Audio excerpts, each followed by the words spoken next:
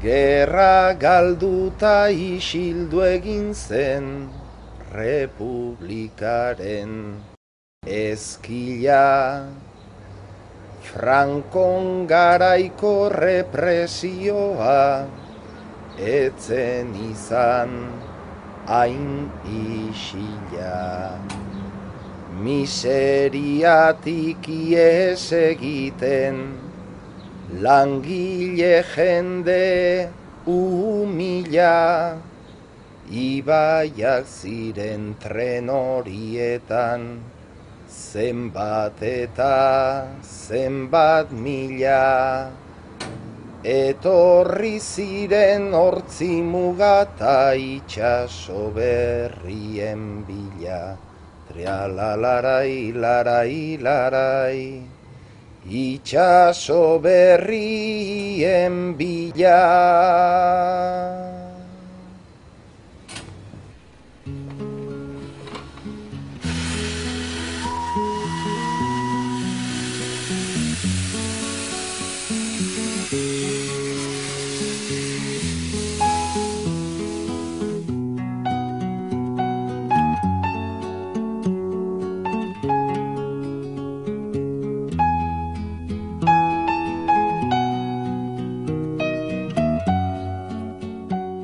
Pues yo nació en Zalamea de la Serena, en 1954. Allí con el padre y eso, pues era una vida muy arrastrada y muy dura. Por eso no tuvimos que venir. Desde los 6 empezó a trabajar con el Aitá en el campo. O sea, él estuvo currando desde los 5 años, curraba en el campo. Luego vinimos aquí por el tema de la migración. O sea, era pastor el padre y los hijos también. Allí no había otra cosa. Pues cuando vinimos a Zarauz teníamos 5 hijos y luego 2 nacieron aquí en Zarauz. Eran 7. Pues cuando vinimos, mi marido se colocó en una fábrica de muebles a trabajar. Y yo me puse a trabajar con los frailes, que he estado 30 años sirviendo el comedor de los niños, de los que comían allí, que venían de Zumaya, de San Sebastián, de todos sitios. Y yo servía al comedor. He estado 30 años en los frailes. Pero a la par de los frailes, cuando salía a las 4 de los frailes, me iba donde la hermana de Fabiola a lavar ropa a mano, hasta las 8. A las 8 ya venía para casa.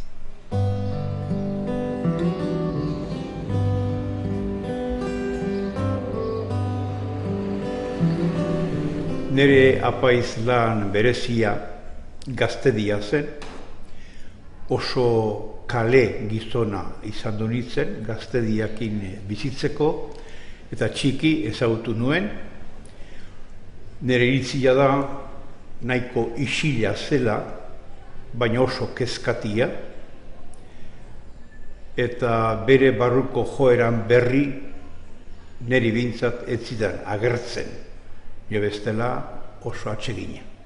Yo le empecé a notar que, claro, cuando él estaba en la escuela, pues tenía amigos castellanos. Pues claro, éramos castellanos, te acercabas porque no se sabía el vasco y no castellano.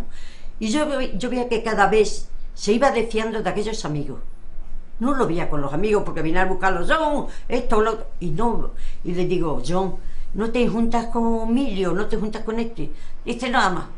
Digo, y eso no le veo, no lo veo bien y no. Ya se empezó con las pandillas de vasco y dejó los amigos a un lado. Sin enfadarse ni nada, pero lo dejó. John vino en 1962 con el resto de la familia, porque yo llevaba ya unos años aquí con los Aitonas.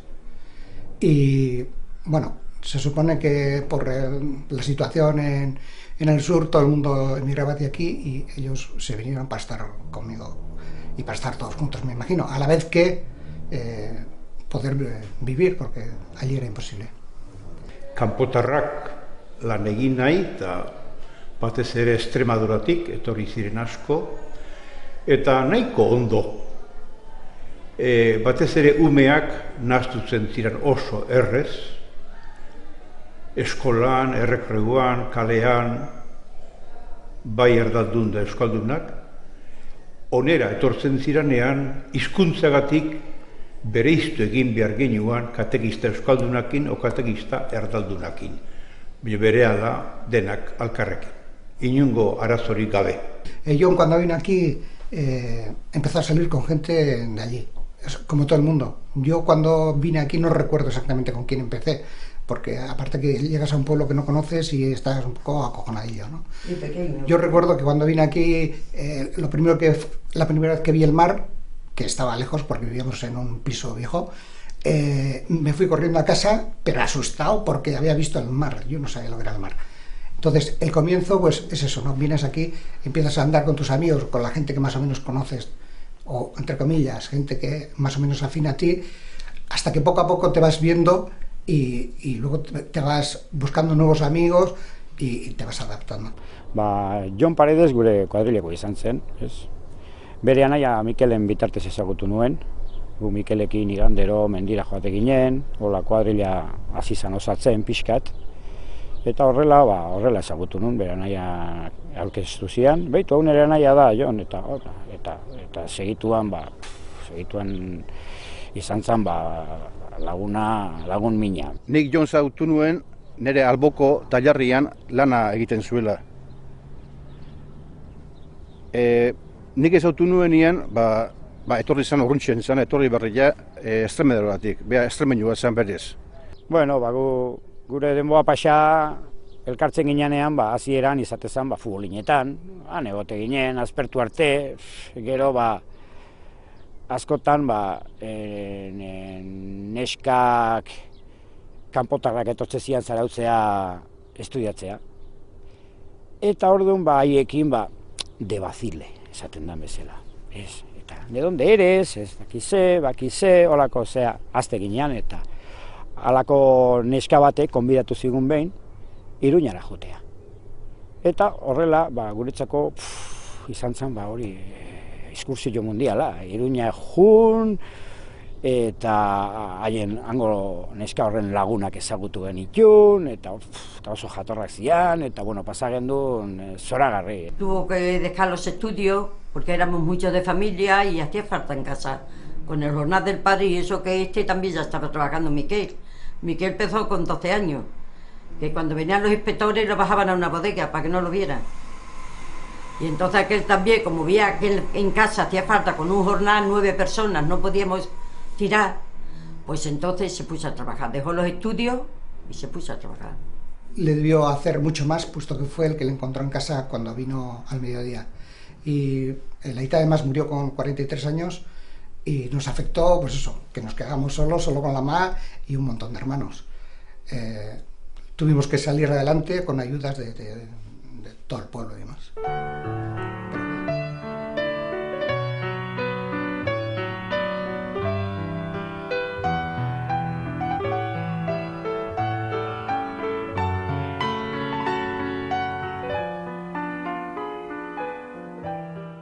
Txiki zen, lehen esan da bezala oso aktiboa. Zen gediture egiten, batea, bestea, bere lanak, bere lagunak, eta gehien bat bere mendia zalekoa zuen, da...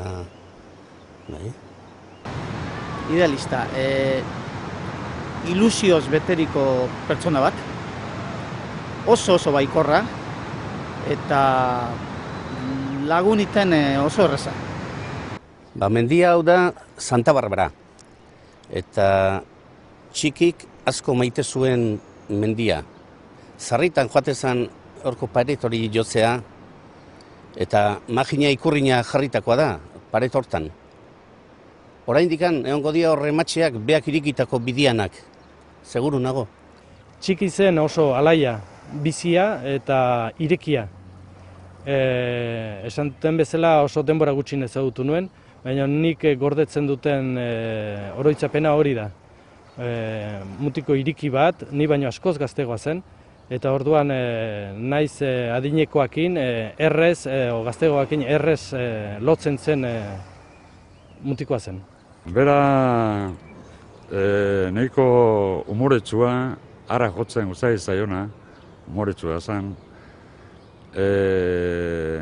Kezkak handiak ikusten zituen, langileen bazaukan, bera lantokitezun tokian bazaukan lagun bat, zaraustara bea baino helduago, dareke nahiko, nik usten dut dareke nahiko sartu zulo bintzat, sartu ziola, hemengo abertzaletasun kezka eta langileen borrokan kezka eta hori. Si algo llama la atención en los movimientos de inmigración y la convivencia entre trabajadores nativos y trabajadores inmigrantes que tienen lugar desde mediados de los 50 y hasta mediados de los 70 y con un momento fuerte entre los años 60 y 75 es precisamente el hecho de que no se crean fisuras, de que no hay relaciones xenófobas como sí las hubo a fines del siglo XIX en Euskal Herria. ¿Qué es lo que ocurre? Bueno, primero, es un movimiento muy fuerte de industrialización. Se piensa que en esos 15 años demográficamente las provincias de Euskal Herria Sur aumentan en un 40%, pero es un movimiento que hace un efecto de mancha de aceite, es decir, se desarrolla en industrias como la máquina herramienta, en industrias químicas, es decir, industrias medias. No se produce tanto una gran concentración en los centros tradicionales industriales del país, la margen izquierda, etc. Y es un proletariado muy joven, sin tradiciones sindicales, que no se reconoce en la UGT ni en ELA, es decir, lo que había antes, y que reaccionan en contra de las condiciones insufribles en las que viven los trabajadores en el franquismo y que al mismo tiempo que están pidiendo una cierta dignidad de condiciones de trabajo, de salarios, de jornadas, lo que están haciendo es enfrentarse directísimamente contra quien le está situando en esas circunstancias, que es el franquismo. Frankismoa euskal identitatearen ukazioa izan zen. Gure kultura, gure hizkuntza, gure historia dena zegoen debekatuta, eta noski gure naziotasunaren aldarrikapena zer esanik ez, erabat. Hori izan zen frankismoa, guretzako, beste gauza askoren artean. Nik uste garaietan eta zarautzen oso nabarmena zen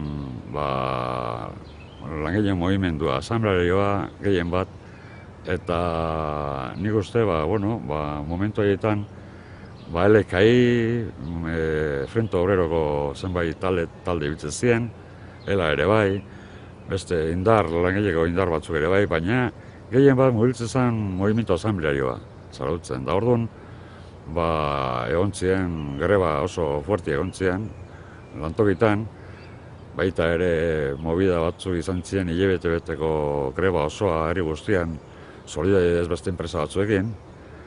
Eta horrek nik usten dut, zenbait jendei eta kezka zauken jendeari mugitu hazio hitziola eta orduan hortikan pentsatzen denik jarri zala bidian.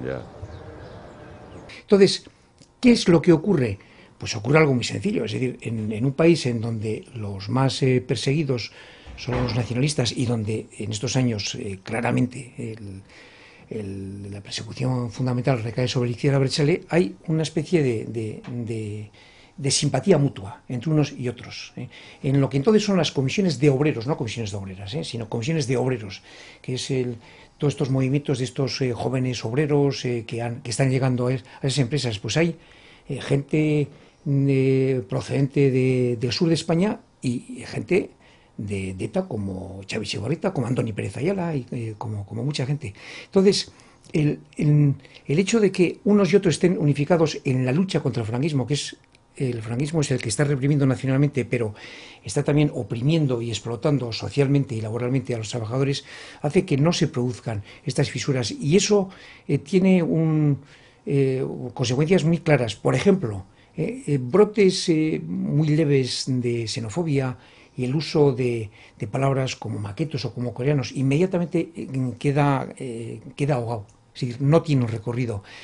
Hay toda una teorización en la ETA de los años 60 que es la que conduce a esta frase que va a pasar a ser un capital político importante en la izquierda abertzale, que es vasco es todo aquel que vive y trabaja en Euskadi. Entonces se decía evidentemente Euskadi.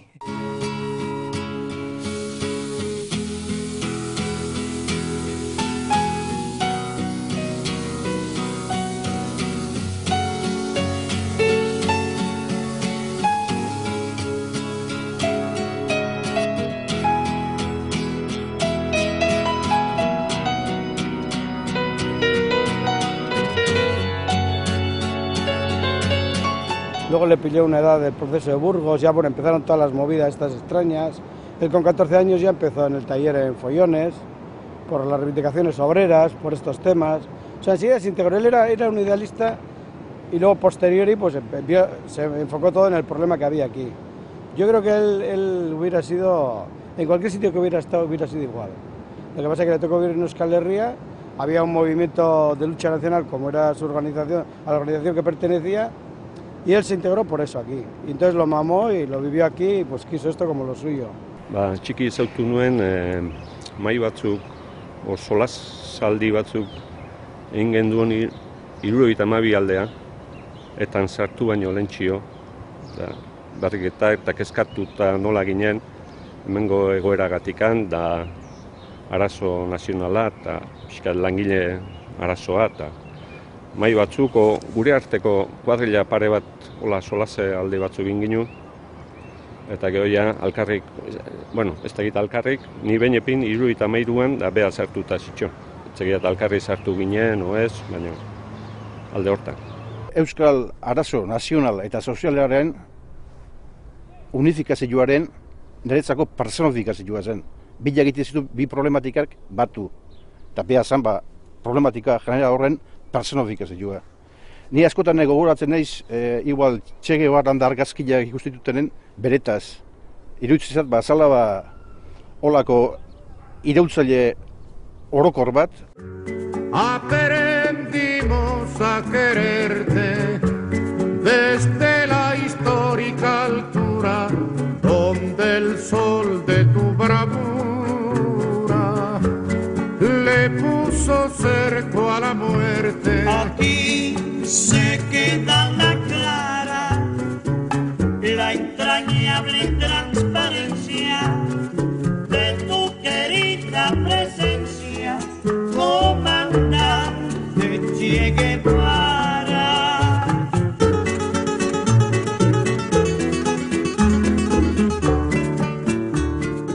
Tenía unos principios muy importantes y muy humanos. O sea, de alguna manera, él dice que, bueno, pues que había que respetar los medios de producción cuando nosotros quizás no valorábamos excesivamente esas cosas. O sea, cuando había que levantar una multicopista de un centro de enseñanza, pues él se cuestionaba eso, de que si lo estábamos haciendo bien o no, si efectivamente, a pesar de las necesidades que teníamos nosotros, pues pensaba, por otra parte, que eso estábamos haciendo un mal a ese centro de enseñanza, y que eran unos medios de producción y unos medios de educación. Y como eso, pues en otras acciones, en muchas acciones, se cuestiona muchas cosas.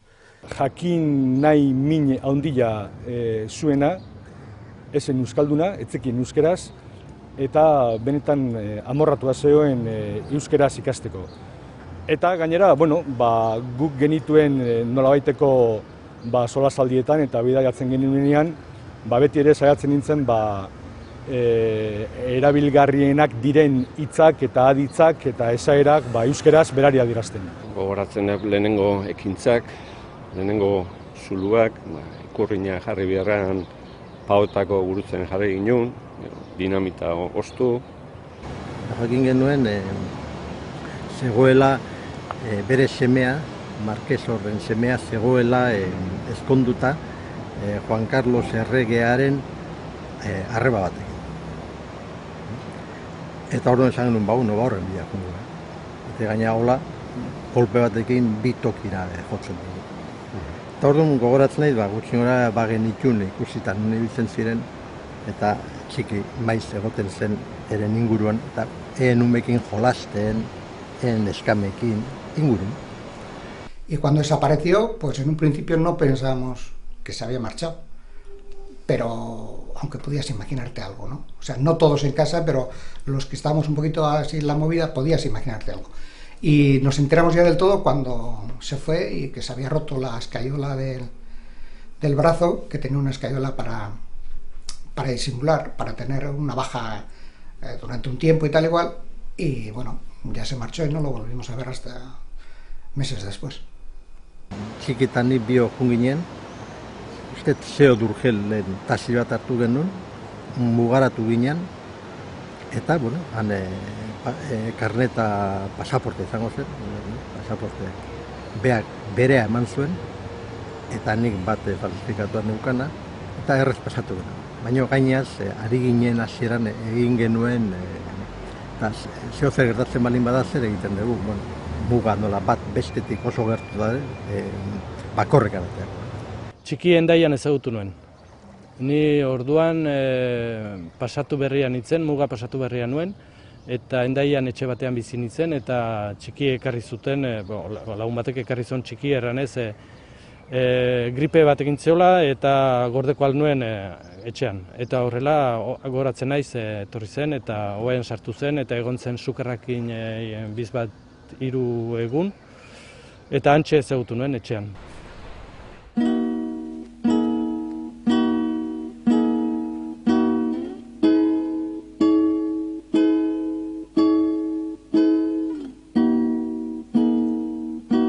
Eskailera hauetan, exactamente ni nagoen leku hontan, ikusi nuela lehenengo aldiz txiki.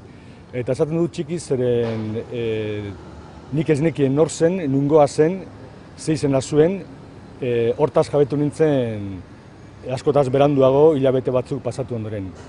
Jolasa Franko egiten zien, garai hartan etorrita, por ejemplo, apalak eta txikik. Urgoien. Bi, burrukan betzela, jolasen. Baina, alaien, numero 1. Harremana izan zen denboran motza, zeren ezagutu ginen gutxi gorabehera maiatza ekaina uztailaren artean, eta elkarrekin egon ginen abendura arte. Beraz, 6 hilabete. 6 hilabete ez dira asko, baina batzutan bizi oso bat izaten da, ez? Ez ginen ezagutzen, baina 6 hilabete ondoren benetan lagun minak egin ginen, bai. Gure arteko nolabaiteko emozionalki lotura handia izan zen. Algunas veces después de que se tuvo que escapar, con mi madre y mis hermanos sobre todo, y luego ya pues algunas otras veces que necesito ayuda pues en algún sitio determinado, como puede ser, no sé, Alsasua, Villagona, Donosti, Tolosa. Porque íbamos a Condía. Claro, a ella no lo podían ver porque ya estaba fuera de casa y lo estaban vigilando. Y yo una vez que fui, que yo creo que era San Sebastián, luego que no era San Sebastián, pero bueno, yo creí que era San Sebastián. Y fuimos con el coche, con Miquel, con los 2 niños y yo. Y esperando a ver cuándo venía él y a ver cuándo venía él. Y ya veo venir uno con una carpeta debajo del brazo, bien vestido, con una jafa, que no era mi hijo, venía guapísimo. Era pequeñito como era, pero con un chalero andando y eso, y yo aquel no lo conocí que era mi hijo. Y cuando ya venía a pocos metros del eso, me dice Miquel, ¿es eso? Digo, no, ese no son, que se llama que son. Venía como un estudiante, nadie lo podía conocer. Garai haietan Nafarroan eta bereziki Iruñan lekuak aurkitzea edo pisuak aurkitzea, piso franko izena dutenak aurkitzea, garai haietan oso zaila zela, oso komplikatua zela, beldurra handia zegoen. Eta gogoan dut, Iruñako Aldezarreko katedralan ondoko taberna batean, afaltzen ari ginela, mostradoian balako horritxo bat azaltzen zela, alkilo habitaziones eta bar, eta galdetu genion gizonari, eta esan zidun, hortik atera, eskerreta eta 2. portala da. Eta horrela abiatu ginen, eta han bizi zen matrimonio xar bat, oso agureak ziren, oso xarrak ziren biak, eta launak egin ginen, beraiek ez zituzten semerik, eta ikusten gintuzten bai txikita bai ni oso mutil zintzoak ginela, eta beraiekin bazkaltzen genuen, afaltzen genuen. Egia esan gure ordutegia arrarua zen, eta orduan esan genien aldameneko lantegi batetako makinariaren mantenimendua egiten genuela, eta horregatik besteak lan egiten zutenean guk deskantzatu egiten genuela, eta besteak deskantzatu zutenean guk orduan gure lan garaiak zirela, ez. Egia esan gizonarekin emakumea normalean oso isilik egoten zen, senarrak agintzen zuen etxe horretan, eta gizonak oso regimenekoa zen, oso eskubitarra zen, eta nabari zen polizia izandakoa zela, eta bar, ez.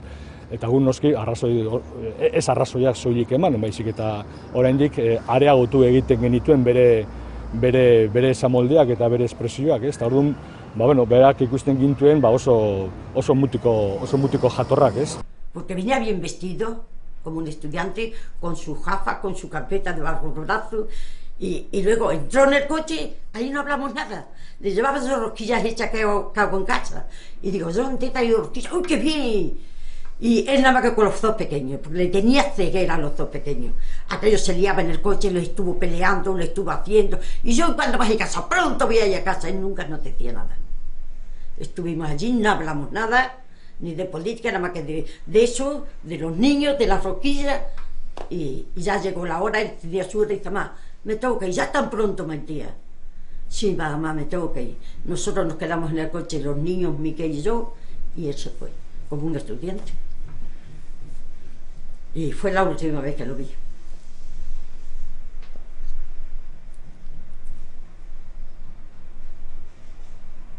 Y luego lo vi en el juicio. No hubo más. Pues era como cualquier otro militante.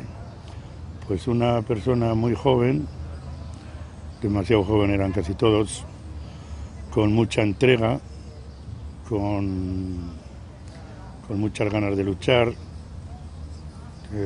que estaba en contra de la opresión, de la injusticia, de lo que pasaba en este país, sacrificando mucho, pues claro, con 20 años o con 21 años, y algunos con menos, pues ir con una pistola bajo el cinto y estar perseguido y te pueden matar en cualquier momento, y viviendo fuera de casa, no sabes un día si vas a dormir aquí o vas a dormir allá o vas a tener que dormir en la calle. Pues una persona pues con mucha entrega, como la mayoría de los que estaban dispuestos a darlo todo por una idea. En la España franquista y en la Euskal Herria que sufre la España franquista, claro, es el lado oscuro de la luna. Antes se ha hablado de ese desarrollo industrial de los años 60 y 70 que produce la inmigración en masa y que produce pues, un remozamiento de la acción colectiva, de los modos de oponerse al franquismo y al capitalismo. Claro, y esto finalmente hace que la camisa de fuerza del franquismo esté cada vez más tirante y esté a punto de estallar, pero también hace que el franquismo se sienta cada vez más débil y por tanto sea cada vez más agresivo. Entonces, por ejemplo, en el País Vasco, y no solamente en el País Vasco, en Cataluña, en Galicia, algo que surge con una enorme fuerza son los nacionalismos, digamos, periféricos, los nacionalismos de las naciones sin Estado. Lo que en cierto modo estaba ya contenido en mayo del 68, donde una de las reivindicaciones era el derecho a la diferencia. Y aquí este derecho a la diferencia pues, se convierte en una ola que barre también formas viejas, obsoletas de actuación, también en el seno de los nacionalismos. Es decir, a nivel sindical, bueno, pues en cierto modo ELA empieza a romper con la ELA del PNV. A nivel político el cambio es muchísimo más claro, es decir, todo lo que es la galaxia ETA traza unas líneas totalmente distintas de lo que es el PNV. Y de todas maneras, claro, los anillos de la sociedad civil se empiezan a desenroscar en esa España del franquismo, con lo que en un momento en el que se produce una mínima recesión dentro de estos 30 años de prosperidad en el occidente, que es los años 67 y 68, el franquismo reacciona con una virulencia impresionante. La resistencia, la espiral de acción-represión sube aquí unos cuantos escalones. Es el primer momento en el que ETA conscientemente lleva a cabo un atentado mortal en contra de un policía que por otra parte era conocido como un torturador, como un sádico enfermizo, que es Melito Manzanas. Entonces, ante esa situación, el franquismo reacciona de una manera absolutamente brutal, con la instauración del decreto de rebelión militar, bandidaje y terrorismo, que proyecta condenas de hasta 20 años por el mero hecho de formar parte de estos supuestos grupos de bandidaje, y que pena con la pena de muerte a la jefatura de estos grupos. Es decir, de hecho, los procesados del juicio de Burgos van a ser condenados a muerte precisamente porque se les considera jefes de estos grupos que están en el blanco del decreto de rebelión militar, bandidaje y terrorismo. Entonces, con eso ya había habido estados de excepción anteriores, es decir, todas estas comisiones de obreros que funcionaban en todo el Estado español y que aquí en el País Vasco tenían mucha fuerza. Ya se habían mostrado amenazantes ante el franquismo y el franquismo había reaccionado con estados de excepción, pero a partir del 68 el estado de excepción se convierte en prácticamente la situación habitual que va a vivir Euskal Herria Sur. Es decir, desde el 68 hasta el 65 en Euskal Herria se vive 4 años y medio permanentes de estado de excepción. ¿Y qué quiere decir estado de excepción? Pues que las minúsculas garantías que podía existir en el franquismo, incluso esas desaparecen.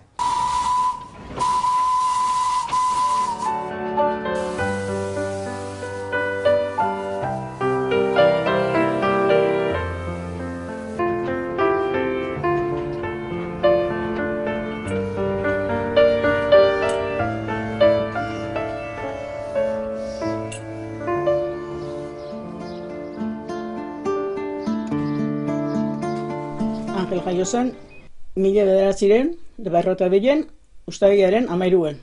Eizuma partien. Bai, zan, mutiko zuer gehiztu etzan. Baina zan bizi-biziun, revoltoso, pixkatola, bihurri xamarra, baina, ona, futbolien, gustatzen zitzakon, bizikletan bai, bizikletan kopa batzuk irabazi zituen. Bai, Angel Otaginik ezagutu nuen, institutuan, alkarrekin eskolan ibili ginen, da gero, zikliste karreratan da ibiltzen da, hola pixke segitze ginen, futbolin oso hona zan, pelotan bai. Angel joan zen, 13 urteekin Azpeitiko institutura. Angel Otagi ezagutu nuenik, Azpeitin sortu zen 1954 uste, instituto laborala, batxiller laboral esate zitzekon hori estudiatzeko, eta orduen, nuerbetik etorri zen, eta alaxe ezagutu nuen. Oso gizona ona, borondate onagu zen, ziro borondate onagua. Angela hasi zen lanean, 1918 Zumarragan, gero Azpeitin, eta gero Orillon, itxasontzi batean.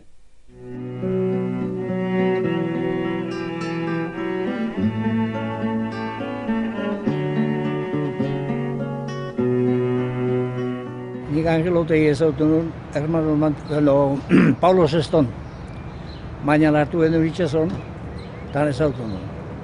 Mutila, isila, zerilua mutila, izgutxikoa zen. Eta langilea, oza dian bezala. Vaporen animez 8 legun, langilea zen. Baina ez gendun kehik izan, behak ez gureik, nik alan ezagutu nuen, 6 urten. Ego 72 zen. Ni vapore berri egin garaian, nekin etorri nahi zuen enun hartu. Barkutik etorri eta ekartzezun da, kriston jende pila inbitatzezun sozia egin da, oso ona, izuna. Angel Otagi izan, mutila oso isile, konfiantza hartu iez, pixkanaka lagunekin, bere ingurukukin konfiantzia hartzezunin ja zabaltzezan pixkat. Baino, bestela zan oso isile, erdera zatean bezala introvertido. Baina, konfientza hartu tegun da, behakin errezazan itzeitia. Angel ezagutu nuen Azpeitian. 1974an zela usten dut, bai. Kaiku eta biok joan ginen Azpeitira zerbait egitera. Ez ekintza bat, baizik infrastruktura egiteko asmoakin joan ginen. Eta Angel ezagutu gendun orduan. Biok, ibiltzen ginen biok, ibili izen ginen papelak eta nik orduan zeak horretik eta botatzen kotxe azpire, plazan daula. Nik abertzaletazunen niari orduan ezagutu nuen. Lehenuotik nik ez nagien hola zer ibiltzen zano, ez nagien asko. Angel zen persona simple bat, simplea esan nahi dut izakeran, ez burutik. simple bat zen, eta zuen guzia lehenbiziko momentutik ematen zekiena zen. Zuen guzia eta zekien guzia bapatean ateratzen zaion persona bat zen. Bazekien gauza gordetzen, dudaik ez, baina zen hain irikia eta barruan zuen guzia emateko beti presteon persona bat zen. Bueno, itxaso digan, sortzi almarreun pasetetorri ginean, bola, zer nori joan, Angel Otegi detenitu du eta Txiki Otegi detenitu ditu eta nik egin nuen, baina ni beste berrik ez dut izan. Angel detenitu zuten, 74 azaroaren 19.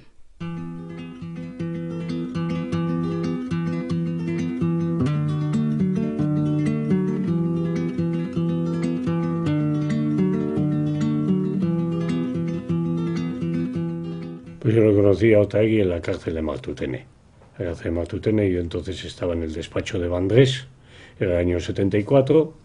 Pues Ángel era, ¿cómo diría yo? Pues era el hombre del pueblo, es decir, el hombre callado, el hombre pues euskaldún, el hombre que hablaba muy poco, el hombre yo creo que con las ideas claras, y desde esa perspectiva pues era pues esa idea que siempre ha habido del el que ayuda, es decir, el que colabora, el que sin él o gente como él no hay nada que hacer.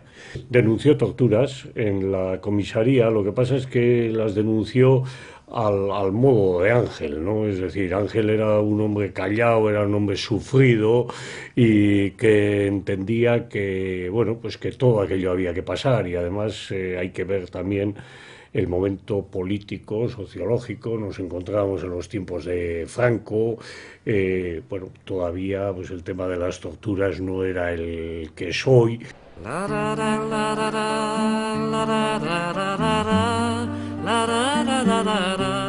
El viento era Txiki, las raíces era Otaegui. El viento, ¿por qué Txiki? Bueno, pues porque de alguna forma en esa especie de binomio de estos dos militantes de ETA de aquel momento, Txiki suponía un viento que venía de fuera, en cierto modo, y que se integraba en el viento del norte.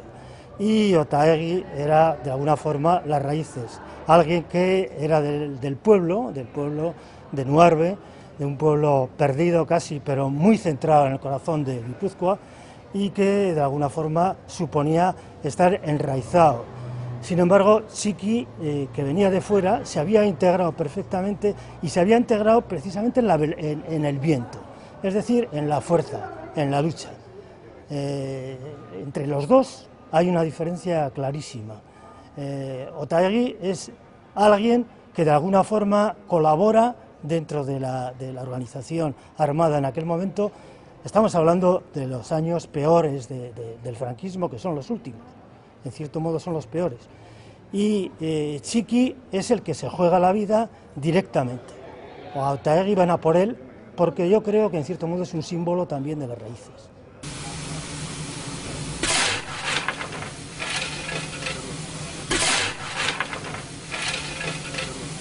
Txikiren borrokak zerbaitako balio izan altzuen, galdetzen diogu batzutan geure buruai, ez? Eta ni baietz erantzungo nuke. Azken batean, bizimoguan gertatzen dian ozein gertakizunegatik beti da irakurketa positibo bat egitea, ez? Eta ni horrekin gelditzen naiz. Ni uzet, beak bere garaian eintzula zerbait herri honen alde, eta alderdi positibo horrekin gelditzen naiz. Lo que pasó después de Franco, al morir Franco, en consecuencia fue parte de la lucha de ETA, principalmente, no solamente lo de Carrero. Pero, y sobre todo para Euskadi, yo creo que sí, esto era la conciencia, pues sí, había, pero estaba muy apaciguada, y ETA lo que consiguió fue todo un resurgir de la lucha política, la lucha social, la lucha obrera, también todo lo que pudo, pero también la lucha cultural, la lucha por la lengua, el sentimiento nacionalista. Esto yo creo que fue un despertar de la lucha, ¿no? Yo no creo que estaríamos igual si no había habido esa lucha. Helburua Euskal Herriaren askatasuna zen. Eta berak egin zuena, nik usten dut, oraindik ere, 30 urte edo ez dakizen bat diren justu, hilda gerore, ikusten da gazte hainitz bere Angelen garaian bezalaxe, burruko hori heldu diela. Penagarria da, oraindik hortan ibili beharra, baina usten dut, oroimen horren naiz beretaz ez gogoratu, zuzenki, hori nahita nahi ez garko gazteoien burutan seguronea galditzen dela.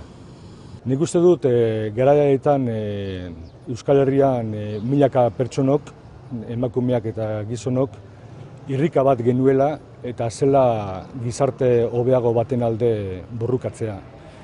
Borruka horretan noski gauza askotan asmatu egiten da eta beste batzutan hanka sartzen da. Nik uste dut ikuspegi orokorra eduki behar duela eta azken finean nik uste dut bere borrokak eta askoren borrokak urrats bat izan zela Euskal Herriarentzat, Euskadirentzat, diktaduraren amaiera arindu zuela, errestu zuela eta demokraziaren atarira eraman gintuela.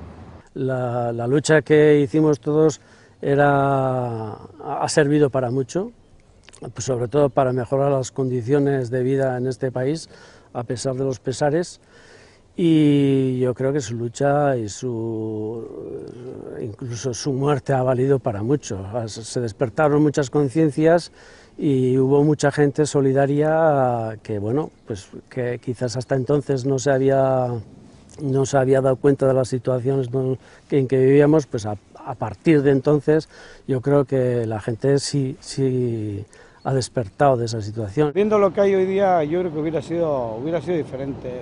O sea, no lo hubiera hecho de la misma forma, seguramente. Seguramente seguiría en ETA, porque él era así. Pero que a esta gente no le hubiera dado margen. Creo que hubiera endurecido su postura él también. Era un idealista, te digo de verdad, era un tío, o sea, luchaba por el obrero, luchaba por la clase, en su herencia política, lo que él dejó mal escrito con lo que pudo, allí está bien claro. Él quería un Euskadi libre y socialista, cosa que yo ya aquí no quiere nadie.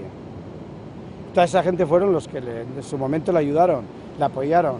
Hoy hay gente parlamentarios que le tuvieron en su casa, en el momento que estuvo exiliado, bueno, que estuvo un año liberado. Hoy día están ahí arriba y hay nombres y todo. Y dicen que es un terrorista. Porque claro, la historia es que ahora ETA es terrorista. Pero mi hermano, mientras ETA exista, es militante de ETA. Y ahí no hay vuelta de hoja. Entonces tienen que asumir que mi hermano, si estos son los terroristas, mi hermano, un luchador antifranquista, un tío que luchaba por la clase obrera, por un país que estaba oprimido por Franco, ahora por sus herederos, es un terrorista, yo no les entiendo.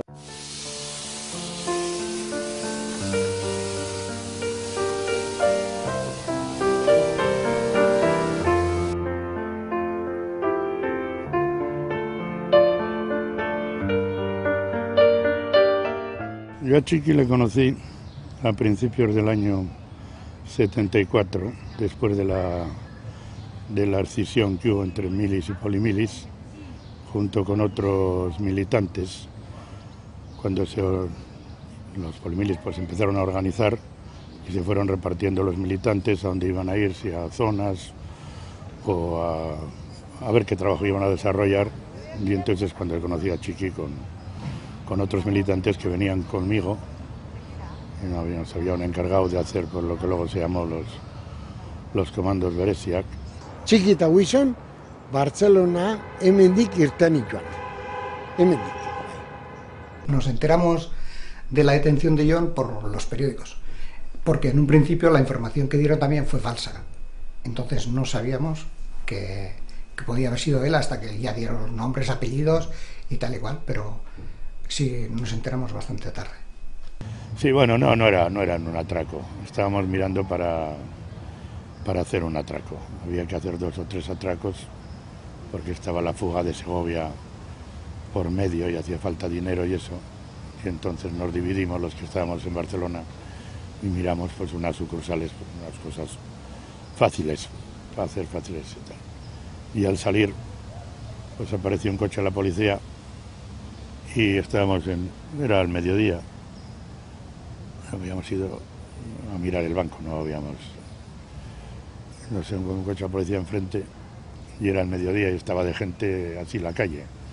Y sin más la policía salieron del coche desenfundando y empezamos a tiros. Y a mí me dieron una ráfaga, Chiqui también le pegaron algún tiro, me parece, o se dio contra una farola, dicen que se dio corriendo, yendo para atrás, y no los detuvieron.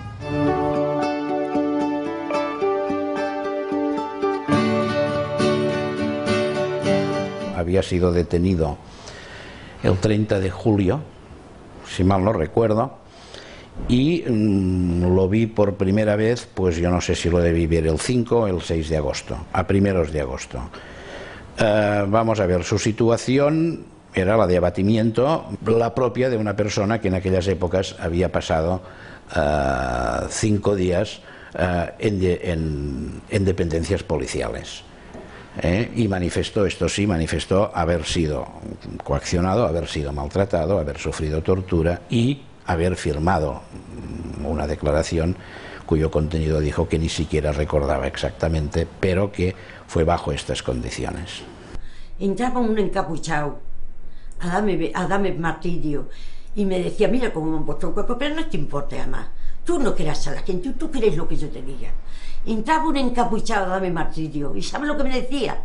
Vasco extremeño, qué duro eres, que no hace ni un nombre de nadie.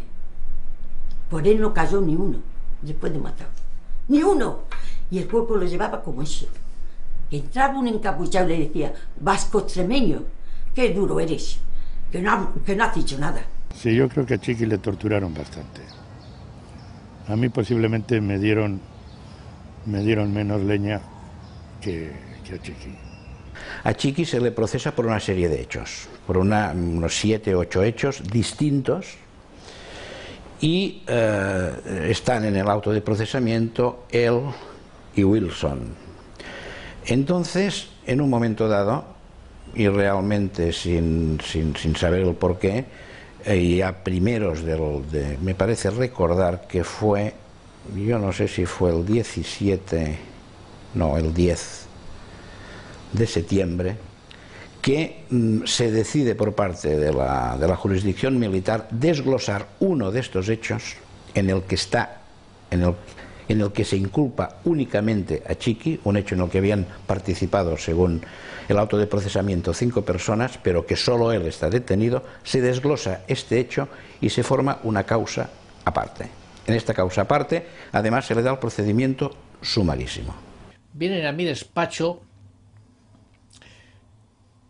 Juan Idorrera y María Sumbergarechi. Quizás las dos, me falle un poco la memoria, quizás las dos, pero desde luego con toda seguridad alguna de ellas con la madre de Chiqui, a plantear el tema de la detención de Chiqui. Las detenciones solían ser, lo siguen siendo, o sea, una detención por parte de la policía política pues suele ser bastante dura. La madre venía destrozada. De la causa en la causa principal, en la causa inicial, estábamos todo un equipo de abogados para la defensa de Chiqui. Estaba Marc Palmés, estaba Mac Doranic, estaba yo mismo, estaba Oriol Arau. Éramos los 4 abogados que estábamos en este tema. Cuando se desglosan las dos causas, o sea, la otra causa, yo quedo como abogado en la causa anterior, o sea, en el procedimiento ordinario, junto con Oriol Arau como suplente mío, y entonces Marc Palmés asume la defensa de la nueva causa junto con Magda Oranic. Y el tema de Barcelona lo desviamos hacia Guadalajara. Conectamos con Marc Palmés, Marc Palmés acepta llevar el caso y queda en manos de Marc Palmés el asunto. Este despacho, concretamente un servidor, somos designados defensor de Chiqui en el juicio, en el proceso militar que tenía abierto por el tema de San Sebastián. La cuestión es que en el momento en que Chiqui queda apartado de la causa general y se sigue una causa sumarísima solo para él, queda claro desde aquel momento, y él además me lo dijo muy claro, que él lo tenía muy claro. Dice, van a por mí. Y además se veía muy claro que había una intención clarísima de dictar una sentencia que acabaría siendo de pena de muerte. Esto se vio desde el inicio en que se produce esta incoación de esta nueva causa y por este procedimiento. Cuando nos llevaron en el furgón de la policía no pudimos hablar porque no nos dejaron hablar. Luego en la cárcel, porque en Barcelona sí estuvimos viendo abogados, nos pusieron aislados a cada uno una celda diferente, una esquina diferente de la cárcel, y no nos dejaban salir para nada. Las 24 horas al día estábamos en la cárcel o en la celda, pero el abogado sí nos podían venir a ver. Entonces ya quedamos con los abogados para que vendrían al mismo tiempo a verle a Chiqui, a verme a mí, y entonces en el pasillo cuando nos subían abogados pues nos cruzábamos. Claro, él iba con un par de funcionarios y yo también, no nos podíamos parar a hablar y tal. Y cuando aquello fue las únicas palabras que hablé con él, que nos habíamos enterado por medio, no sé, algún común cuando nos traía la comida, no sé cómo nos diría, que les habían condenado, o el funcionario igual nos diría, vete a saber, que le habían condenado al Tupa y a Otaegui a pena de muerte, les habían condenado. Y entonces le dije a Chiqui, les han condenado estos a pena de muerte, vamos a ponernos en huelga de hambre. Y me dijo, bien, de acuerdo. Y ya no nos dejaron, los funcionarios, cállense ustedes, no nos dejaron hablar más y nos pusimos en huelga de hambre. Primero le visitó mi madre, a John le visitó en Barcelona, primero mi madre y mi tía. Yo ya fue prácticamente al final, que fui a verle a la cárcel Modelo, un mediodía, y recuerdo pues eso, que me lo trajeron entre dos funcionarios, él estaba con el pelo cortito y en punta, me sonrió cuando me vio, y estuvimos hablando unos 20 minutos de su amigo Andoni, que había muerto hacía no muchos días, y estaba preocupado por la situación. La rebelión se estaba desbordando y había que la reacción del franquismo ante un desbordamiento popular siempre era la represión. Y ya la represión en la mente franquista tenía que ser ya muy fuerte, tenía que llegarse a las penas de muerte. Pero claro, se estaba en un contexto internacional, tampoco podía ser una cosa, incluso desde el punto de vista franquista, demasiado desproporcionada. Entonces, bueno, es que tenían lo de la calle Correo, tenían lo de los rap, en fin, había una serie de cosas, y entonces, bueno, pues optando, decimos, vamos a adelantar el juicio del atraco, que solamente hay un acusado, con lo cual ponemos solo una pena de muerte, porque si siguiendo el orden cronológico celebramos el juicio del policía, que yo creo que se pedía Morán, pues no solamente la pena de muerte Chiqui, sino que tiene que ser pena de muerte Chiqui, de Wilson y de no sé qué otro, es decir, que había varios que estaban imputados o procesados en el asunto de Morán. Entonces adelantan ese y atrasan este, porque ahí solo tenían a un acusado detenido, mientras que en el otro tenían a un montón, y no les interesaba un exceso de penas de muerte. Se sigue este procedimiento contra Chiqui clarísimamente con esta intención, o sea, con la intención de acelerar los trámites y en pocos días conseguir una sentencia. El estado de excepción más duro de la historia del franquismo es brutal. Aquello que el franquismo había tenido miedo a llevar a cabo, que es la ejecución de las condenas de muerte, las 8 condenas de muerte dictadas en el juicio de Burgos de 1970, porque entonces era algo más fuerte. Ahora, que es mucho más débil, considera que ni tan siquiera puede permitirse ese lujo, y entonces aprueba el primer decreto antiterrorista, que es un decreto que entonces nos pareció brutal, pero que después la verdad es que comparado con lo que existe ahora no hay grandes diferencias, más bien en algunos puntos lo contrario. Y lo que sí hace es llevar a cabo racias de unas torturas impresionantes. Poesía para el pobre, poesía necesaria como el pan de cada día. como el aire que exigimos 13 veces por minuto para ser y en tanto somos, dar un sí que glorifica. Mi hermano era un muchacho de familia humilde, que estudió en el Instituto Santa Irene de Vigo el bachillerato y después en la Universidad de Santiago estudió Filosofía y Letras, sabía francés, latín, griego y últimamente estaba estudiando Esperanto. Era un chico muy inteligente, estudió toda la carrera con beca y en la Universidad de Santiago, en una sentada, lo detuvo la policía, a él y a un grupo, son unos 50, 60 estudiantes. En el Estado español, en septiembre de 1965, hay una situación de enorme debilidad política que solamente iguala su gigantesca ferocidad represiva. El Estado español, el franquismo, responde a la última de las ofensivas de ETA político-militar, que es muy fuerte. Responde en forma de declaración del último y el más brutal de los estados de excepción, con gente enviada a la Plaza de Toros, violaciones de hombres metiéndoles objetos por el ano, en fin, veas el caso de Teseo Arquicia, en fin, la entrada en vigor de un decreto antiterrorista también fortísimo. ¿Por qué debilidad? Pues porque es el momento en el que el acercamiento entre los franquistas reformados por una parte y los antifranquistas que han abandonado ya la reivindicación de la ruptura con el régimen y que han aceptado el principio de la reforma pactada ha tenido mucho recorrido y ya está bastante madura. Después, el 1 de mayo de 1975, durante una manifestación en Vigo, la policía disparó al aire y mató a un empleado de Fenosa, un vigilante, que se llama Manuel Montenegro, que estaba viendo la manifestación.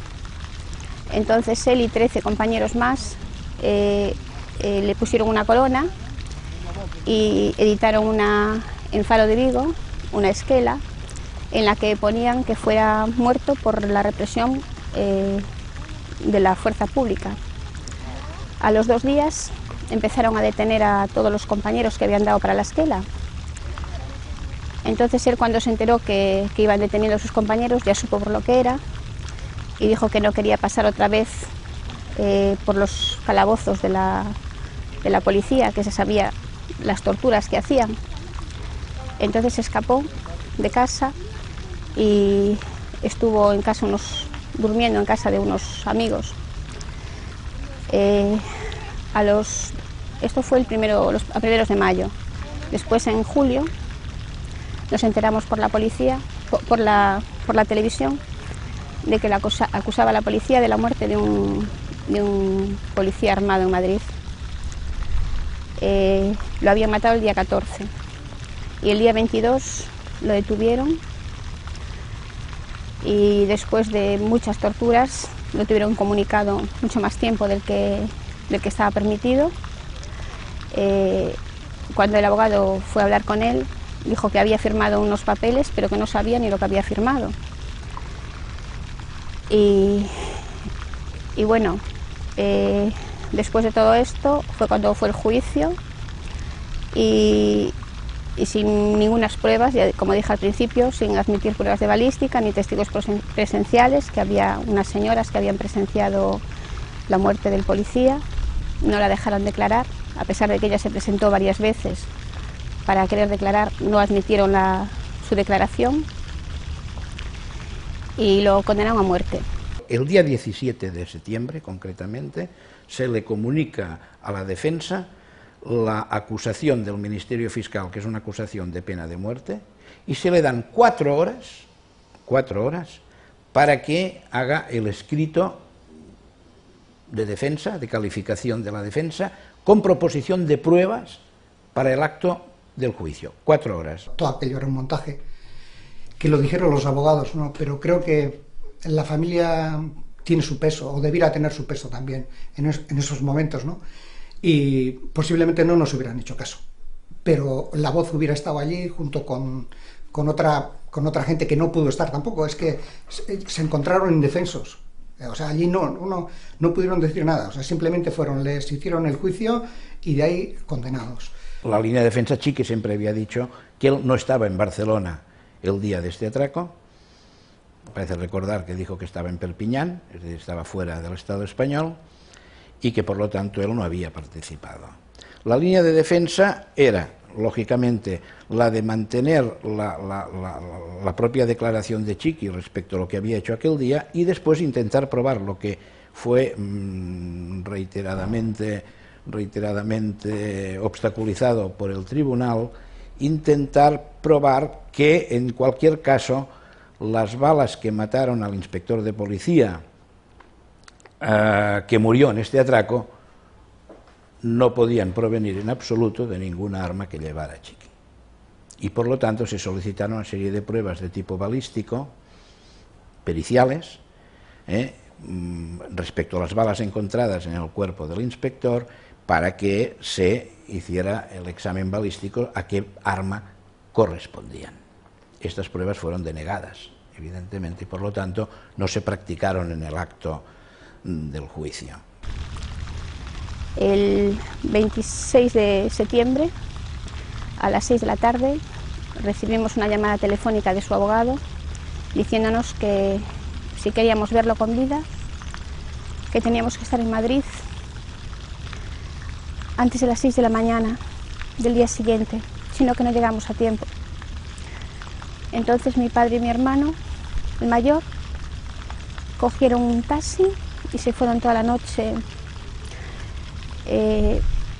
hacia Madrid. Llegaron a las 6:20 de la mañana. Estuvieron 20 minutos con él antes de que lo fusilaran. Él dijo que se ratificó en su inocencia y que bueno, que lo que más sentía era el daño que nos hacía a nosotros, no por él, que por poquitos días no hacía 25 años. Él cumplía años el día 4 de octubre. Etorri zen, Gerra Sobietako sarrentu be, iluntze baten honea, eta zen izan ziren ere gizonai lehun gendengu, afalduta, aizpai etortzen zen afaltzeko, afal onduen beti gure etxea iluntzen tortzen zen, hemen unikin da entretenitzea izik da, ba, eta gizonai otzen ziren jutuko behera, kalea, da, juntzan kalea, zezango ziren da, Angeli Iberzebela. Da, kapilan zeuela, eta agarra amai altzan morik honeni ezateko oso hori, sarrento horrek, behar ez zihulo esatea, nire gizona izan zion esateko. Eta nire gizonak izan nuen zion, aldan moru honiken amai 100.000 berdilloela esateko. Que la sentencia fue ratificada por el capitán general el 26 de septiembre. El abogado Marc y yo fuimos por la noche a la cárcel Modelo, ya estaba en Capilla. Nos costó bastante llegar allí, porque hubo amenazas y hubo una serie de cosas en el despacho durante todo el tiempo que estuvimos allí. Y cuando llegamos a la cárcel nos llevaron a una especie de sala donde jugaban los niños. Parece que habían quitado, pues no sé, todas las mesas y todas las butacas y todo eso, y allí nos estuvieron junto con algunos funcionarios y todo eso. Bizi ikusen eban emazun, gaudin juteko. Oixin sortze erradialdin, hilko zebela eta gaudin juteko. Eta orduan joan ginen aman, eta bueno, pentsa nola jarri gozen, da nola jarri ginen dana. Kale erten duen, eta dana jotzen gindun, zebazatzen zen, kale erten zen jendiek, eta taxixa gartu, hortago enfermere bat etorri zitzagon, eman zizkon zahatzuk, indize jodatzuk amai, eta burgozan jumertzala, eta taxixa gartu. Batzu taxix baten, ez da batzuk txeko kotxetan, eta joan ginen burgozan. El tema de conversación durante la noche parecía que no era lo que estábamos tratando, ¿no? Porque a fin de cuentas lo iban a matar. O sea, él no parecía que se daba cuenta de eso, ¿no? Y nosotros decíamos, joder, es que no es posible, ¿cómo van a matar a un chaval así, sin más, ¿no? Y entonces hablabas pues de las cosas que estaban ocurriendo, la gente que había caído por la traición del lobo, esto, el otro, y todo el rato, venga, contando algún chiste. Kotxetik ezin zuen erten, da nire zemik hartu zeben, hila hemen daun hori bat, ez hori hartuta hasi ziren, da ezin junda, etorri zizkon militarrak, eta hartu, eta hankak arrastaka zitula emantzaren barrura. Eta berak esan zuen, danak atxiau zerela. Eta juntzanin, 7 militar itxidoin onditu gizonak esan zuen, haien erpillen, Angel zeura. Juntzanin bilik elkartu hartu zerela, bezarkatu zila, eta esan ziola, ama nik ez deti. Nik ez deti inorri, eta apoiz ekartzen konfesatzeko, eta inar beti etorri dek, da nik ez dut konfesatzeko bezarra, ez deti inorri hilda. Contaba algún chiste él todavía, y nosotros, yo no sé si era porque él nos daba fuerzas o por qué, se nos fue pasando el tiempo casi, pues, mucho más rápido de lo que parecía. Y al final, o sea, ya se lo llevaron, le ofrecieron café y algunas cosas, y él decía que no quería nada. Los funcionarios estaban un poco, no sé, perplejos, o porque normalmente la actitud de la gente que iba a ser, conocerían a alguien, que iba a ser ajusticiada o muerta o lo que fuera, solía ser diferente, o estaban asustados, o pedían cosas, o tal, ¿no? Y a este le veían tan tranquilo que no se lo creían, o sea, decían, no es posible que este chaval esté como está, ¿no? Baina ni hilko nagoet, eta ni emangoet, Euskal Herriagatik, Euskaldun entzago, biziki emangoet. Bai, azken egitzuk izan ziola, zuke zegi, nire bidin zegi ama zan ziola. Agur Angel, da agur ama, agur Angel amara. Hola, azken egitzeko horiek zila zantzun. Gero ama, ni hemen oteko izan gozo, da ni banitxin etxea, eta etorrezan ere zeme honekin da beste narbeko batzuken etxea. Eta ni geran izan esan zin, iegin jabe Angelena. Zan zin, da, antxe gara ginen, antxe ibili ginen. Y total, que nosotros, yo creo que nos iba dando ánimos inconscientemente, hablábamos el mar, que también le daba mucha coba, y hasta que le sacaron de la cárcel. Luego ya, ahí cambió ya todo por completo, le metieron en un furgón, y bueno, hasta llevarle al cementerio con un despliegue policial impresionante. Presiento que tras la noche vendrá la noche más larga. Quiero que no me abandones, amor mío, al alba, al alba, al alba, al alba, al alba.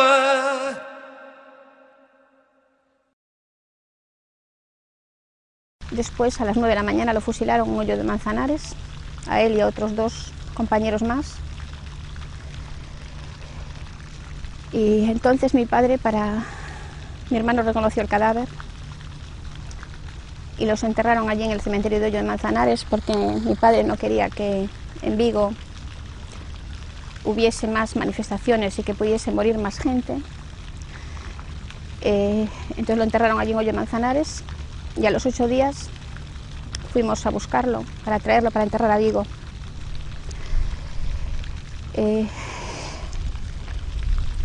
El día que lo traíamos para enterrar a Vigo, vino el coche fúnebre toda la noche desde Madrid y quedamos a esperarlo a las 12 de la mañana en Porriño.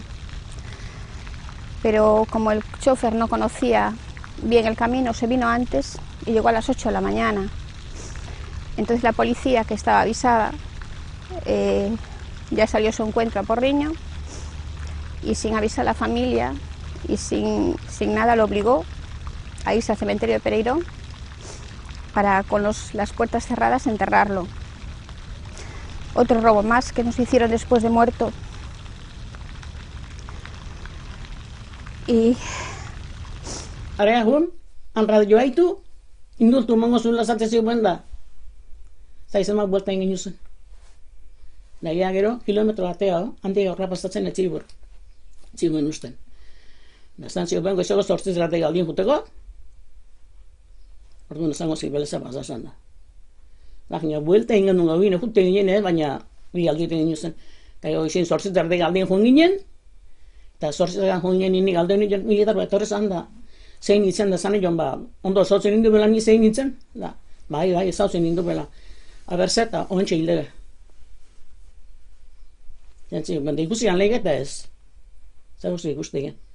Recuerdo que después de sacarle de la cárcel, recorrimos toda una avenida tremenda que hay hasta Sardañola, con un montón de furgones policiales detrás.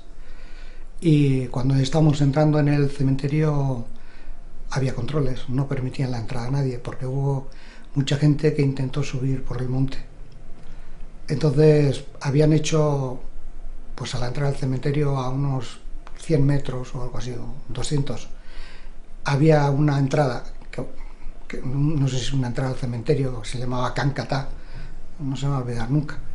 Y allí había había un camino en el que habían hecho con una excavadora una subida de unos 50 o 60 metros y donde terminaba. O sea, no había luego ya espacio para nada, solo había arbustos y la explanada, y en dirección pues a un árbol habían limpiado un poco y allí habían puesto el trípode de hierro donde le ataron. Entonces yo recuerdo que primero le subieron a él, la ambulancia y todo eso, y los abogados, y luego yo detrás iba, pues bueno, no sé, unos 10 metros o lo que sea. Y recuerdo que cuando subía, pues también te ponían pegas, o a ver quién era. Me recuerdo que alguien me paró y le digo, pero ¿tú qué te piensas? Que yo vengo aquí, no sabes quién es y quién soy, te sabes de más. Y bueno, total, que me dejaron, subí hasta donde estaba el rebaje que habían hecho, y allí ya le habían atado una especie de trípode, no sé, algún hierro que habían puesto por la parte de atrás de las manos. Y recuerdo que estaba mirando a los guardias, ¿no? Cuando justo, porque yo era también, soy bajito, él era un poquito más, y recuerdo que justo me veía por encima de la cabeza de los guardias, ¿no? Y estaba mirándoles así, pues no sé, como diciendo, no sé qué vais a hacer, o una cosa así, una expresión, no era ni miedo ni nada, ¿no? Simplemente algo que no puedes explicar. Y yo cuando le vi, cogí, levanté la mano y hice la señal de la victoria. Y entonces él ya empezó a cantar. Grito Gora Euskadi Eskatuta, Gora Euskadi Socialista, y empezó con el escopedare. Y cuando iba a la primera estrofa ya le pegaron la descarga y se cayó. Y la descarga tampoco era pues una descarga como se supone que tiene que ser. La fue tiro a tiro, yo no sé, para hacerle daño o lo que sea. Y, bueno, la cuestión es que él cayó cantando ahí. Y bueno, luego le pegaron el tiro de gracia y ya, si no me cogen los abogados, me cago en Dios. Monto allí una pirula de 1000 par de narices, pero la historia es que se fue un chaval que valía un montón, que era idealista como éramos entonces, como todos los que cayeron en esa época y los que hayan podido caer después.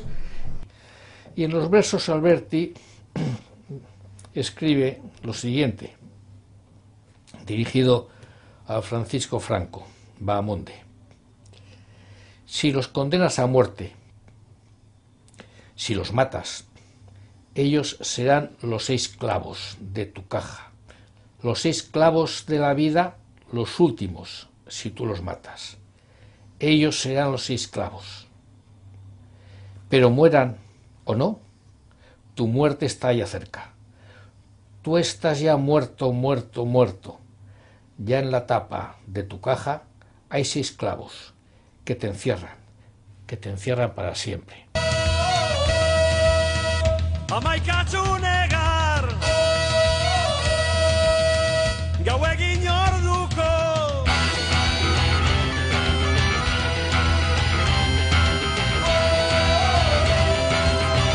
gauegin orduko amaikatzu negar ez batek gorantza irritzi baten zain kateak eskuan zutik iraun nahi.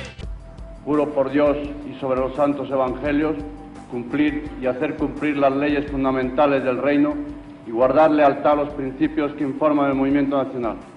Yo recibo el encargo de la familia de José Humberto Baena de llevar adelante toda la tramitación como letrada de cara a conseguir la nulidad del Consejo de Guerra celebrado en el año 75, a través del cual se condenó a José Humberto Baena a la pena de muerte y fue ejecutada el 27 de septiembre de ese mismo año. Se pretendía la nulidad y no otra cuestión no se pretendía ningún otro tipo de resarcimiento, y la nulidad de ese Consejo de Guerra como exponente de la nulidad o de la ilegitimidad e ilegalidad de todos los consejos de guerra celebrados durante la dictadura.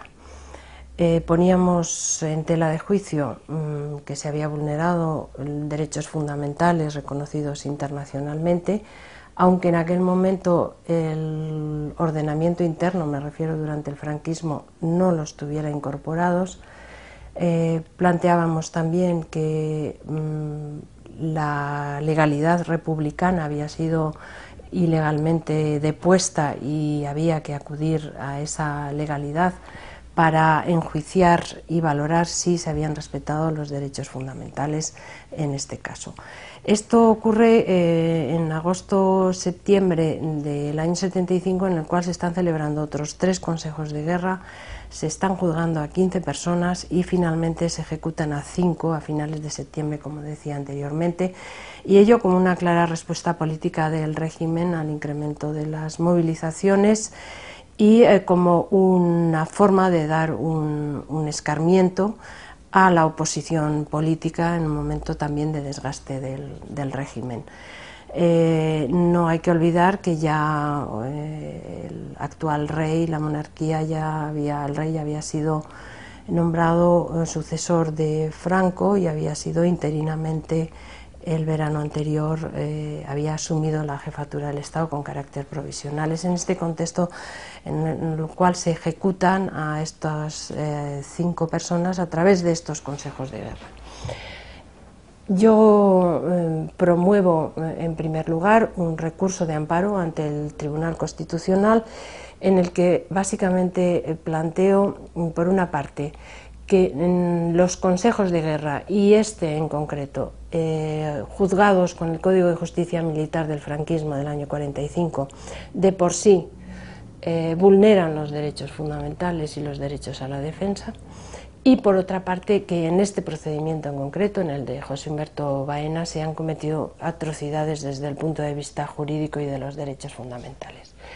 Lo primero, porque el Código de Justicia Militar en estos consejos de guerra contemplaba, no voy a extenderme, 2 aspectos simplemente que ya ponen en tela de juicio que esos procesos no podían tener ninguna garantía. El primero es que el propio tribunal es nombrado ad hoc por la autoridad militar, que es quien decide quién es el instructor y quién compone el Consejo de Guerra, con lo cual ya el juez imparcial y un proceso con garantías ya está anulado. Y por otra parte, el otro derecho elemental que se comprende fácilmente, que es el derecho a la asistencia letrada de un detenido o de un acusado, no existe. Ellos le toman declaración siempre sin presencia de abogado. La primera vez que declaran presencia de abogado es ya cuando se está celebrando el Consejo de Guerra.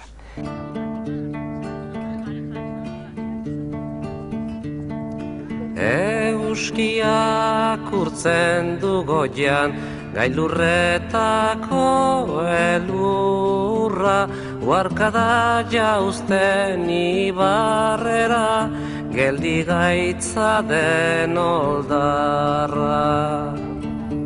Nik beti dakat buruan, Zarautzen egin izan dudian manifa handienetakoak izan ziala. Herri guztia atera zan kalea, herri guztiko, gaina kapa guztitako jendia, adin guztitako jendia, eta oso gogorra izan zen, oso gogorra. 2000 pertsona ondartzan, korrika, polizia atzeti, jendia uretaz hartu guztita, batzuk eta iraino juntzian igerin, kaletan ikusten zen jendia guztita eskatzetan gordetzen, polizia atzetikan zeolako. Oso gogorrak izan zian egun nahiek, gaina ni txiki ezagutzen nun pertsonalki, nire anaiakin eskolan ikasi zuelako, eta harremana zan familiko bezala, ezaguna, eta orduan oso gogorra izan zenua, oso gogorra. Esa situación es tan absolutamente y tan evidentemente incalificable que da lugar a una respuesta en el extranjero en contra de las ejecuciones que supera incluso la respuesta que se había producido en diciembre del 70. Es decir, las embajadas españolas en muchos países occidentales tienen que ser protegidas de la indignación de de los ciudadanos por cordones policiales. En México, en Suecia, en fin, hay unas gigantescas manifestaciones en París, por descontado. Yo en aquel momento estaba allá. Y hay estadistas que hablan, Olof Palme, por ejemplo, habla de los franquistas como de esos malditos criminales. Entonces, para los que están preparando ya la alternativa al sistema, la situación política en el Estado español ya, o sea, no tiene absolutamente ninguna posibilidad de hacer perdurar el franquismo, cosa que efectivamente se va a manifestar en menos de un año. Primero, la memoria histórica hay que construirla, porque la memoria histórica está mal hecha, está olvidada. En el año 75, desde mi punto de vista, ya se podía perfilar lo que posteriormente fue un gran pacto de silencio por parte de las fuerzas políticas mayoritarias en aquel entonces, un gran pacto de silencio en relación a las víctimas del franquismo. Pacto de silencio que todavía estamos sufriendo. Es decir, estamos sufriendo el que todavía no se pueda y ni siquiera en los tribunales se pueda rendir justicia y decir aquello fue una vulneración de los derechos, pero no solo una vulneración de los derechos fundamentales, sino que tenía como finalidad política el exterminio de la oposición política, y eso en términos de derecho internacional puede configurar un delito de genocidio que está pendiente de juzgar. Y fueron miles y miles de personas las que fueron juzgadas, entre comillas lo de juzgadas, sin ningún tipo de derechos a través de esos consejos de guerra que acabaron en muerte. Egun senti ura ilun, naizta ez izan errudun. Fusilak egin zuen pum, herri memoria bizirik bada, txiki oroitu dezagun, estremeño ta euskaldun, bide eta bide lagun. Aizearen seme kutxun.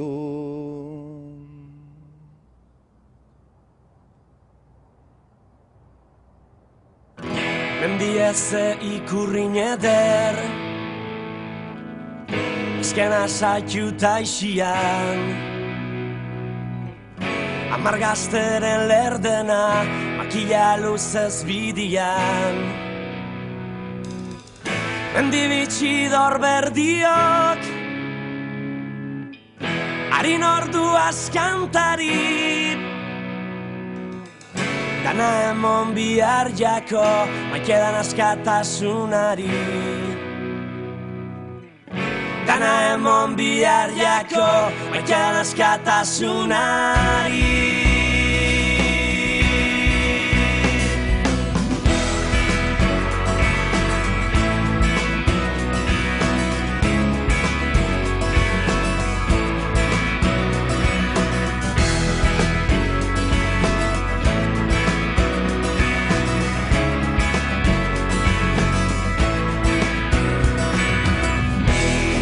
Dago arratxa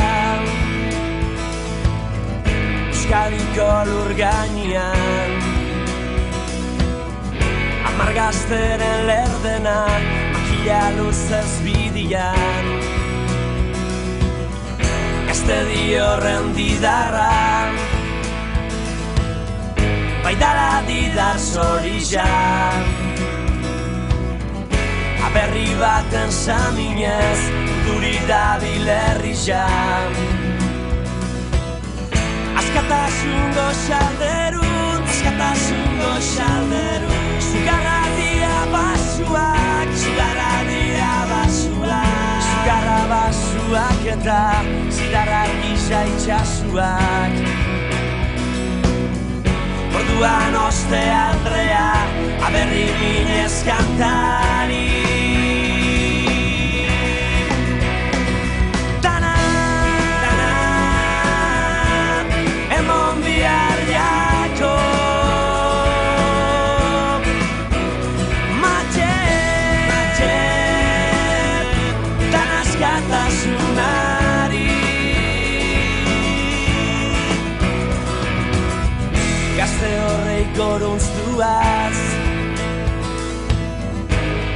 eta ikurrinez.